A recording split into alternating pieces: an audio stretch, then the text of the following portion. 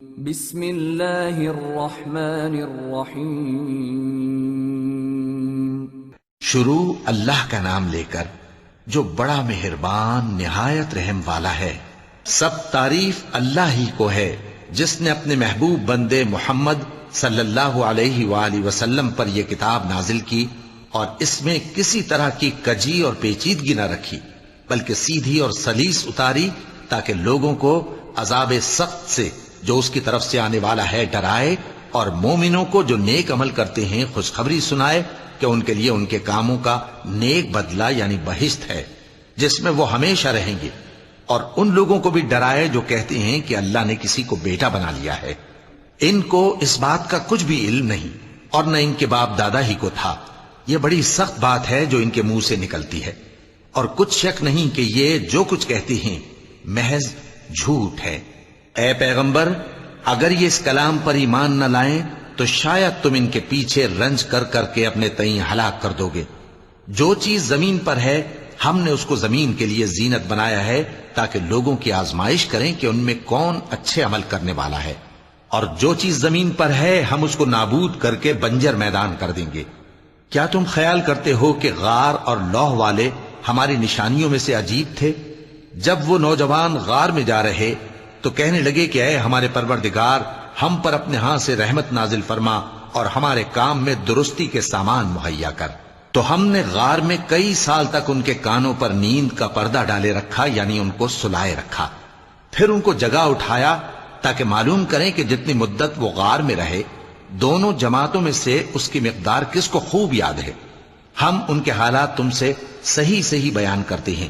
وہ کئی نوجوان تھے جو اپنے پروردگار پر ایمان لائے تھے، اور ہم نے ان کو اور زیادہ ہدایت دی تھی، اور ان کے دلوں کو مربوط یعنی مضبوط کر دیا۔ جب وہ اٹھ کھڑے ہوئے تو کہنے لگے کہ ہمارا پروردگار آسمانوں اور زمین کا مالک ہے، ہم اس کے سوا کسی کو معبود سمجھ کر نہ پکاریں گے۔ اگر ایسا کیا تو اس وقت ہم نے بے عقلی کی بات کی۔ ان ہماری قوم کے لوگوں نے اس کے سوا اور معبود بنا رکھے ہیں، بھلا یہ ان کے معبود ہونے پر کوئی کھلی دلیل کیوں نہیں لاتے؟ تو اس سے زیادہ کون ظالم ہے جو اللہ پر جھوٹ باندھے؟ اور جب تم نے ان مشرکوں سے اور جن کی یہ اللہ کے سوا عبادت کرتے ہیں ان سے کنارہ کر لیا ہے تو غار میں چل رہو، تمہارا پروردگار تمہارے لیے اپنی رحمت وسیع کر دے گا اور تمہارے کاموں میں آسانی کے سامان مہیا کرے گا۔ اور جب سورج نکلے تو تم دیکھو کہ دھوپ ان کے غار سے داہنی طرف سمٹ جائے، اور جب غروب ہو تو ان سے بائیں طرف کترا جائے، اور وہ اس غار کے کشادہ حصے میں تھے۔ یہ اللہ کی نشانیوں میں سے ہیں، جس کو اللہ ہدایت دے وہ ہدایت یاب ہے، اور جس کو گمراہ رہنے دے تو تم اس کے لیے کوئی دوست راہ بتانے والا نہ پاؤ گے۔ اور تم ان کے متعلق خیال کرو کہ وہ جاگ رہے ہیں حالانکہ وہ سوتے ہیں، اور ہم ان کو دائیں اور بائیں کروٹ بدلاتے تھے، اور ان کا کتا چوکھٹ پر دونوں ہاتھ پھیلائے ہوئے تھا۔ اگر تم ان کو جھانک کر دیکھتے تو پیٹ پھیر کر بھاگ جاتے اور ان سے دہشت میں آ جاتے۔ اور اسی طرح ہم نے ان کو اٹھایا تاکہ آپس میں ایک دوسرے سے دریافت کریں۔ ایک کہنے والے نے کہا کہ تم یہاں کتنی مدت رہے؟ انہوں نے کہا کہ 1 دن یا اس سے بھی کم۔ انہوں نے کہا کہ جتنی مدت تم رہے ہو تمہارا پروردگار ہی اس کو خوب جانتا ہے، تو اپنے میں سے کسی کو یہ روپیہ دے کر شہر بھیجو، وہ دیکھے کہ نفیس کھانا کون سا ہے تو اس میں سے کھانا لے آئے، اور احتیاط سے آئے جائے اور تمہارا حال کسی کو نہ بتائے۔ اگر وہ تم پر دسترس پا لیں گے تو تمہیں سنسار کر دیں گے یا پھر اپنے مذہب میں داخل کر لیں گے، اور اس وقت تم کبھی فلاح نہیں پاؤ گے۔ اور اسی طرح ہم نے لوگوں کو ان کے حال سے خبردار کر دیا تاکہ وہ جانیں کہ اللہ کا وعدہ سچا ہے، اور یہ کہ قیامت جس کا وعدہ کیا جاتا ہے اس میں کچھ شک نہیں۔ اس وقت لوگ ان کے بارے میں باہم جھگڑنے لگے اور کہنے لگے کہ ان کے غار پر عمارت بنا دو۔ ان کا پروردگار ان کے حال سے خوب واقف ہے۔ جو لوگ ان کے معاملے میں غلبہ رکھتے تھے وہ کہنے لگے کہ ہم ان کے غار پر مسجد بنائیں گے۔ بعض لوگ اٹکل پچو کہیں گے کہ وہ 3 تھے اور چوتھا ان کا کتا تھا، اور بعض کہیں گے کہ وہ 5 تھے اور چھٹا ان کا کتا تھا، اور بعض کہیں گے کہ وہ 7 تھے اور 8واں ان کا کتا تھا۔ کہہ دو کہ میرا پروردگار ہی ان کے شمار سے خوب واقف ہے، ان کو جانتے بھی ہیں تو تھوڑے ہی لوگ جانتے ہیں۔ تو تم ان کے معاملے میں بحث نہ کرنا مگر سرسری سی بحث، اور نہ ان کے بارے میں ان میں سے کسی سے کچھ دریافت ہی کرنا۔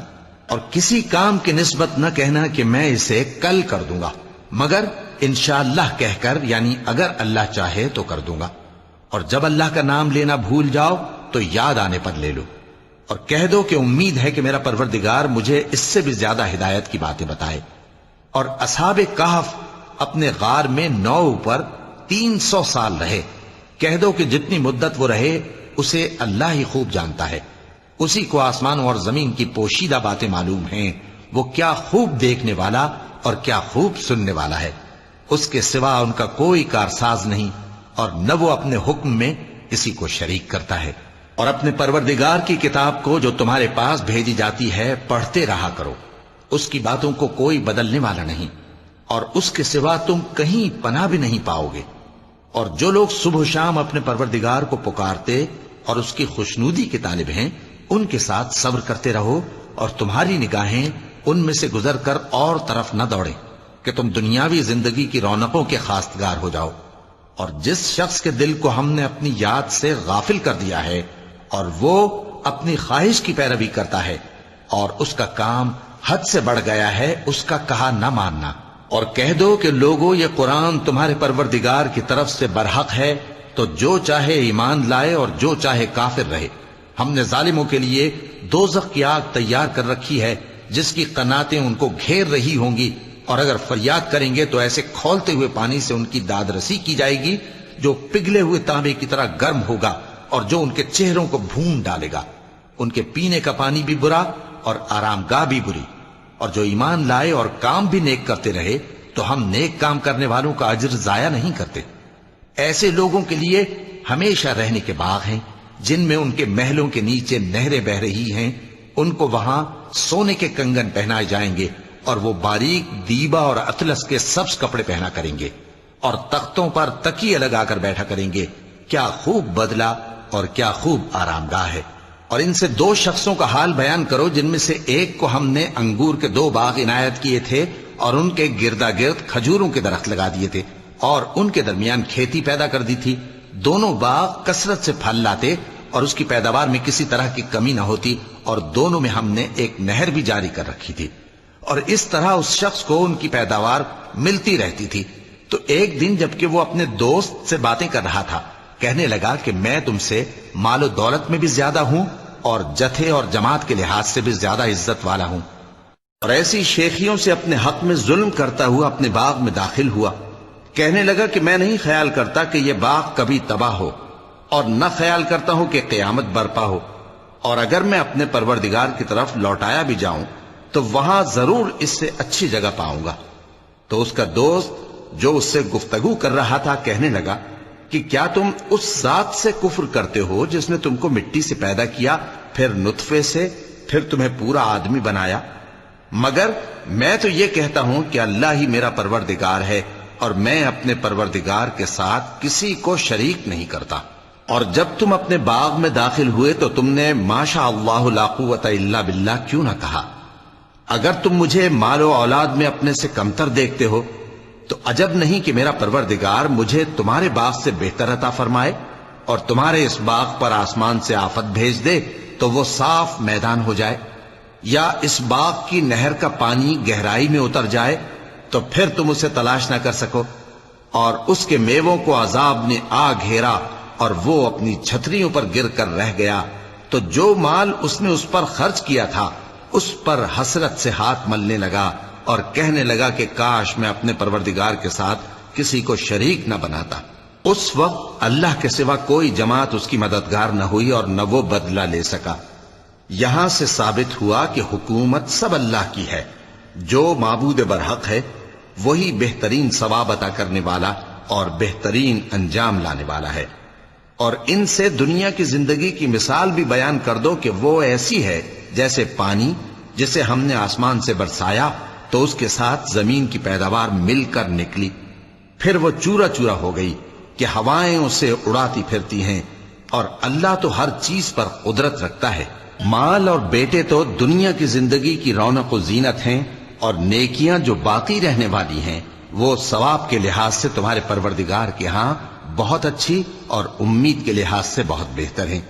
اور جس دن ہم پہاڑوں کو چلائیں گے اور تم زمین کو صاف میدان دیکھو گے اور ان لوگوں کو ہم جمع کر لیں گے تو ان میں سے کسی کو بھی نہیں چھوڑیں گے، اور سب تمہارے پروردگار کے سامنے صف باندھ کر لائے جائیں گے، تو ہم ان سے کہیں گے کہ جس طرح ہم نے تم کو پہلی بار پیدا کیا تھا اسی طرح آج تم ہمارے سامنے آئے، لیکن تم نے تو یہ خیال کر رکھا تھا کہ ہم نے تمہارے لیے قیامت کا کوئی وقت مقرر ہی نہیں کیا، اور اعمال کی کتاب کھول کر رکھی جائے گی تو تم گناہگاروں کو دیکھو گے کہ جو کچھ اس میں لکھا ہوگا اس سے ڈر رہے ہوں گے، اور کہیں گے ہائے شامت، یہ کیسی کتاب ہے کہ نہ چھوٹی بات کو چھوڑتی ہے نہ بڑی کو، کوئی بات بھی نہیں مگر اسے لکھ رکھا ہے، اور جو عمل کیے ہوں گے سب کو حاضر پائیں گے، اور تمہارا پروردگار کسی پر ظلم نہیں کرے گا۔ اور جب ہم نے فرشتوں کو حکم دیا کہ آدم کو سجدہ کرو تو سب نے سجدہ کیا مگر ابلیس نے نہ کیا، وہ جنات میں سے تھا تو اپنے پروردگار کے حکم سے باہر ہو گیا۔ کیا تم اس کو اور اس کی اولاد کو میرے سوا دوست بناتے ہو، حالانکہ وہ تمہارے دشمن ہیں، اور شیطان کی دوستی ظالموں کے لیے اللہ کی دوستی کا برا بدل ہے۔ میں نے ان کو نہ تو آسمانوں اور زمین کے پیدا کرنے کے وقت بلایا تھا اور نہ خود ان کے پیدا کرنے کے وقت، اور میں ایسا نہ تھا کہ گمراہ کرنے والوں کو مددگار بناتا۔ اور جس دن اللہ فرمائے گا کہ اب میرے شریکوں کو جن کی نسبت تم معبود ہونے کا گمان رکھتے تھے بلاؤ، تو وہ ان کو بلائیں گے مگر وہ ان کو کچھ جواب نہ دیں گے، اور ہم ان کے درمیان ہلاکت کی ایک جگہ بنا دیں گے، اور گناہگار لوگ دوزخ کو دیکھیں گے تو یقین کر لیں گے کہ وہ اس میں پڑنے والے ہیں، اور اس سے بچنے کا کوئی رستہ نہ پائیں گے۔ اور ہم نے اس قرآن میں لوگوں کے سمجھانے کے لیے طرح طرح کی مثالیں بیان فرمائی ہیں، لیکن انسان سب چیزوں سے بڑھ کر جھگڑالو ہے، اور لوگوں کے پاس جب ہدایت آ گئی تو ان کو کس چیز نے منع کیا کہ ایمان لائیں اور اپنے پروردگار سے بخشش مانگیں، بجز اس کے کہ اس بات کے منتظر ہوں کہ انہیں بھی پہلوں کا سا معاملہ پیش آئے یا ان پر عذاب سامنے سے آ جائے۔ اور ہم جو پیغمبروں کو بھیجا کرتے ہیں تو صرف اس لیے کہ لوگوں کو اللہ کی نعمتوں کی خوشخبریاں سنائیں اور عذاب سے ڈرائیں، اور جو کافر ہیں وہ باطل کی مدد سے جھگڑا کرتے ہیں تاکہ اس سے حق کو پھسلا دیں، اور انہوں نے ہماری آیتوں کو اور جس چیز سے ان کو ڈرایا جاتا ہے اسے ہنسی بنا لیا ہے۔ اور اس سے بڑھ کر ظالم کون، جس کو اس کے پروردگار کی آیات کے ذریعے سمجھایا گیا تو اس نے ان سے منہ پھیر لیا، اور جو اعمال وہ آگے کر چکا اس کو بھول گیا۔ ہم نے ان کے دلوں پر پردے ڈال دیے کہ اسے سمجھ نہ سکیں، اور کانوں میں ثقل پیدا کر دیا ہے کہ سن نہ سکیں، اور اگر تم ان کو رستے کی طرف بلاؤ تو کبھی رستے پر نہ آئیں گے، اور تمہارا پروردگار بخشنے والا صاحب رحمت ہے۔ اگر وہ ان کے کرتوتوں پر ان کو پکڑنے لگے تو ان پر جھٹ عذاب بھیج دے، مگر ان کے لیے ایک وقت مقرر کر رکھا ہے کہ اس کے عذاب سے کوئی پناہ کی جگہ نہ پائیں گے۔ اور یہ بستیاں جو ویران پڑی ہیں، جب انہوں نے کفر کر کے ظلم کیا تو ہم نے ان کو تباہ کر دیا، اور ان کی تباہی کے لیے ایک وقت مقرر کر دیا تھا۔ اور جب موسیٰ نے اپنے شاگرد سے کہا کہ جب تک میں دو دریاؤں کے ملنے کی جگہ نہ پہنچ جاؤں ٹلنے کا نہیں، خاص صدیوں چلتا رہوں، پھر جب وہ دونوں ان دریاؤں کے سنگم پر پہنچے تو اپنی مچھلی بھول گئے، پھر اس مچھلی نے دریا میں سرنگ کی طرح اپنا رستہ بنا لیا۔ جب آگے چلے تو موسیٰ نے اپنے شاگرد سے کہا کہ ہمارا کھانا لاؤ، اس سفر سے ہم کو بہت تکان ہو گئی ہے۔ اس نے کہا کہ بھلا آپ نے دیکھا کہ جب ہم نے اس چٹان کے پاس آرام کیا تھا تو میں مچھلی وہیں بھول گیا، اور مجھے آپ سے اس کا ذکر کرنا شیطان نے بھلا دیا، اور اس مچھلی نے عجیب طرح سے دریا میں اپنا رستہ بنایا۔ موسیٰ نے کہا یہی تو وہ مقام ہے جسے ہم تلاش کرتے تھے، تو وہ اپنے پاؤں کے نشان دیکھتے دیکھتے لوٹ گئے۔ وہاں انہوں نے ہمارے بندوں میں سے ایک بندہ دیکھا جس کو ہم نے اپنے ہاتھ سے رحمت خاص سے نوازا تھا اور اپنے پاس سے ایک خاص علم بخشا تھا۔ موسیٰ نے ان سے جن کا نام خضر تھا کہا کہ جو علم اللہ کی طرف سے آپ کو سکھایا گیا ہے، اگر آپ اس میں سے مجھے کچھ بھلائی کی باتیں سکھائیں تو میں آپ کے ساتھ رہوں۔ خضر نے کہا کہ تم میرے ساتھ رہ کر صبر نہیں کر سکو گے، اور جس بات کی تمہیں خبر ہی نہیں اس پر صبر کر بھی کیسے سکتے ہو؟ موسیٰ نے کہا اللہ نے چاہا تو آپ مجھے صابر پائیے گا، اور میں آپ کے ارشاد کے خلاف نہیں کروں گا۔ خضر نے کہا اگر تم میرے ساتھ رہنا چاہو تو شرط یہ ہے مجھ سے کوئی بات نہ پوچھنا، جب تک میں خود اس کا ذکر تم سے نہ کروں۔ تو دونوں چل پڑے، یہاں تک کہ جب کشتی میں سوار ہوئے تو خضر نے کشتی کو پھاڑ ڈالا۔ موسیٰ نے کہا، کیا آپ نے اس کو اس لیے پھاڑا ہے کہ سواروں کو غرق کر دی؟ یہ تو آپ نے بڑی عجیب بات کی۔ خضر نے کہا، کیا میں نے نہیں کہا تھا کہ تم میرے ساتھ صبر نہ کر سکو گے؟ موسیٰ نے کہا کہ جو بھول مجھ سے ہوئی اس پر مواخذہ نہ کیجیے اور میرے معاملے میں مجھ پر مشکل نہ ڈالیے۔ پھر دونوں چلے، یہاں تک کہ رستے میں ایک لڑکا ملا تو خضر نے اسے مار ڈالا۔ موسیٰ نے کہا کہ آپ نے ایک بے گناہ شخص کو ناحق بغیر قصاص کے مار ڈالا، یہ تو آپ نے بری بات کی۔ خضر نے کہا، کیا میں نے نہیں کہا تھا کہ تم سے میرے ساتھ صبر نہیں ہو سکے گا؟ انہوں نے کہا کہ اگر میں اس کے بعد پھر کوئی بات پوچھوں یعنی اعتراض کروں تو مجھے اپنے ساتھ نہ رکھیے گا کہ آپ میری طرف سے عذر کے قبول کرنے میں حد کو پہنچ گئے ہیں۔ پھر دونوں چلے، یہاں تک کہ گاؤں والوں کے پاس پہنچے اور ان سے کھانا طلب کیا۔ انہوں نے ان کی ضیافت کرنے سے انکار کیا۔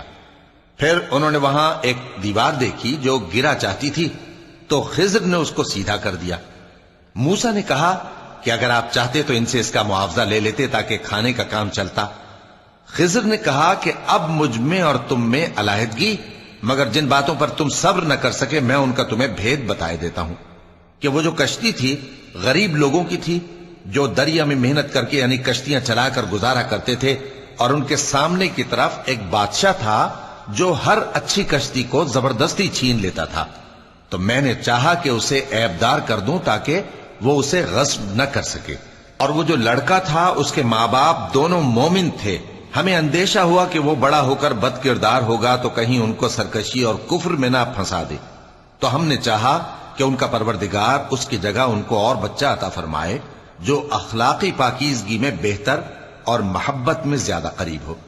اور وہ جو دیوار تھی سو 2 یتیم لڑکوں کی تھی جو شہر میں رہتے تھے، اور اس کے نیچے ان کا خزانہ دفن تھا، اور ان کا باپ ایک نیک آدمی تھا۔ تو تمہارے پروردگار نے چاہا کہ وہ اپنی جوانی کو پہنچ جائیں اور پھر اپنا خزانہ نکالے۔ یہ تمہارے پروردگار کی مہربانی ہے، اور یہ کام میں نے اپنی طرف سے نہیں کیے، یہ ان باتوں کی حقیقت ہے جن پر تم صبر نہ کر سکے۔ اور تم سے ذوالقرنین کے بارے میں دریافت کرتے ہیں، کہہ دو کہ میں اس کا کسی قدر حال تمہیں پڑھ کر سناتا ہوں۔ ہم نے اس کو زمین میں بڑا اقتدار دیا تھا اور ہر طرح کا سامان اس کو عطا کیا تھا۔ تو اس نے ایک سفر کا سامان کیا، یہاں تک کہ جب سورج کے غروب ہونے کی جگہ پہنچا تو اسے ایسا پایا کہ ایک کیچڑ والے چشمے میں ڈوب رہا ہے، اور اس چشمے کے پاس ایک قوم دیکھی۔ ہم نے کہا، ذوالقرنین، تم ان کو خواہ تکلیف دو خواہ ان کے بارے میں بھلائی اختیار کرو، دونوں باتوں کی تم کو قدرت ہے۔ ذوالقرنین نے کہا کہ جو کفر و بد کرداری سے ظلم کرے گا اسے ہم سزا دیں گے، پھر وہ اپنے پروردگار کی طرف لوٹایا جائے گا تو وہ بھی اسے بڑا عذاب دے گا، اور جو ایمان لائے گا اور عمل نیک کرے گا اس کے لیے بہت اچھا بدلہ ہے، اور ہم اپنے معاملے میں اس سے نرم بات کہیں گے۔ پھر اس نے ایک اور سامان سفر کیا، یہاں تک کہ سورج کے طلوع ہونے کے مقام پر پہنچا تو دیکھا کہ وہ ایسے لوگوں پر طلوع ہوتا ہے جن کے لیے ہم نے دھوپ سے بچاؤ کی کوئی اوٹ نہیں بنائی تھی۔ حقیقت یوں ہی تھی، اور جو کچھ اس کے پاس تھا ہم کو سب کی خبر تھی۔ پھر اس نے ایک اور سفر کا سامان کیا، یہاں تک کہ 2 اونچے سیدھے پہاڑوں کے درمیان پہنچا تو دیکھا کہ ان کے اس طرف کچھ لوگ ہیں کہ بات کو سمجھ نہیں سکتے۔ ان لوگوں نے کہا کہ اے ذوالقرنین، یاجوج اور ماجوج اس علاقے میں فساد کرتے رہتے ہیں، بھلا ہم آپ کے لیے خرچ کا انتظام کر دیں کہ آپ ہمارے اور ان کے درمیان ایک دیوار کھینچ دیں۔ ذوالقرنین نے کہا کہ خرچ کا جو مقدور اللہ نے مجھے بخشا ہے وہ بہت اچھا ہے، تم مجھے قوت بازو سے مدد دو، میں تمہارے اور ان کے درمیان ایک مضبوط رکاوٹ بنا دوں گا۔ تم لوہے کے بڑے بڑے تختے میرے پاس لاؤ۔ چنانچہ کام جاری کر دیا گیا، یہاں تک کہ جب اس نے دونوں پہاڑوں کے درمیان کا حصہ برابر کر دیا اور کہا کہ اب اسے دھوکو، یہاں تک کہ جب اس کو دھونک دھونک کر آگ کر دیا تو کہا کہ اب میرے پاس تانبا لاؤ کہ اس پر پگھلا کر ڈال دوں۔ پھر ان میں یہ قدرت نہ رہی کہ اس پر چڑھ سکیں، اور نہ یہ طاقت رہی کہ اس میں نقب لگا سکیں۔ بولا کہ یہ میرے پروردگار کی مہربانی ہے، پھر جب میرے پروردگار کا وعدہ آ پہنچے گا تو اس کو ڈھا کر ہموار کر دے گا، اور میرے پروردگار کا وعدہ سچا ہے۔ اس روز ہم ان کو چھوڑ دیں گے کہ روئے زمین پر پھیل کر ایک دوسرے میں گھس جائیں گے، اور سور پھونکا جائے گا تو ہم سب کو جمع کر لیں گے، اور اس روز ہم جہنم کو کافروں کے سامنے لائیں گے، جن کی آنکھیں میری یاد سے پردے میں تھیں اور وہ سننے کی طاقت نہیں رکھتے تھے۔ اب کیا کافر یہ خیال کرتے ہیں کہ وہ میرے بندوں کو میرے سوا اپنا کارساز بنائیں گے تو میں خفا نہیں ہوں گا؟ ہم نے ایسے کافروں کے لیے جہنم کی مہمانی تیار کر رکھی ہے۔ کہہ دو کہ ہم تمہیں ایسے لوگ بتائیں جو اعمال کے لحاظ سے بڑے نقصان میں ہیں۔ یہ وہ لوگ ہیں جن کی دوڑ دھوپ دنیا کی زندگی میں برباد ہو گئی، اور وہ یہ سمجھے ہوئے ہیں کہ وہ اچھے کام کر رہے ہیں۔ یہ وہ لوگ ہیں جنہوں نے اپنے پروردگار کی آیتوں کو نہ مانا اور اس کے سامنے جانے سے انکار کیا، تو ان کے اعمال ضائع ہو گئے۔ سو ہم قیامت کے دن ان کے لیے کچھ بھی وزن قائم نہیں کریں گے۔ یہ ان کی سزا ہے، یعنی جہنم، اس لیے کہ انہوں نے کفر کیا اور ہماری آیتوں اور ہمارے پیغمبروں کی ہنسی اڑائی۔ جو لوگ ایمان لائے اور عمل نیک کیے، ان کے لیے بہشت کے باغ بطور مہمانی ہوں گے، ہمیشہ ان میں رہیں گے اور وہاں سے مکان بدلنا نہ چاہیں گے۔ کہہ دو کہ اگر سمندر میرے پروردگار کی باتوں کے لکھنے کے لیے روشنائی ہو تو قبل اس کے کہ میرے پروردگار کی باتیں تمام ہوں سمندر ختم ہو جائے، اگرچہ ہم ویسا ہی اور اس کی مدد کو لائیں۔ کہہ دو کہ میں تمہاری طرح کا ایک بشر ہوں، البتہ میری طرف وہی آتی ہے کہ تمہارا معبود وہی ایک معبود ہے۔ تو جو شخص اپنے پروردگار سے ملنے کی امید رکھے چاہیے کہ عمل نیک کرے اور اپنے پروردگار کی عبادت میں کسی کو شریک نہ بنائے۔ صدق اللہ العظیم۔